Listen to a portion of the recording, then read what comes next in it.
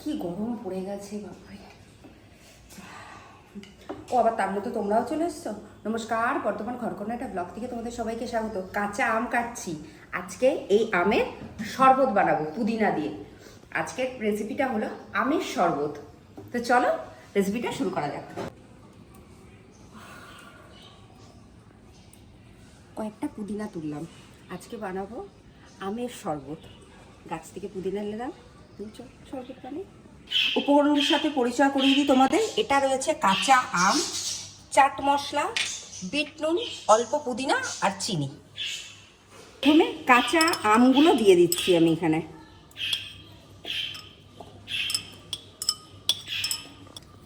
এবার চিনি দিচ্ছি, বেশ খানিকটা কিন্তু চিনি লাগবে যেহেতু কাঁচা আম। আমি চিনি দিচ্ছি, তোমরা চাইলে এখানে আখের গুঁড়ো দিতে পারো। সাথে দিচ্ছি বিট নুন। সব উপকরণগুলো দিয়ে দিয়েছি এখানে, কাঁচা আম, বিট নুন আর চিনি। এবার আমি এটা মিক্সিতে একটু ব্লেন্ড করে নেব। আম, পুদিনা আর এখানে রেডি হয়ে গেছে। এবার আমি পরিবেশন করব। প্রথমে আমি গ্লাসটার ভেতরে কিছু বরফ দিয়ে দিচ্ছি,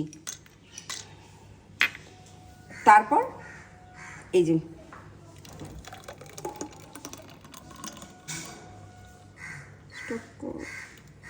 অল্প একটু আমি এখানে চাট মশলা দিয়ে দিচ্ছি।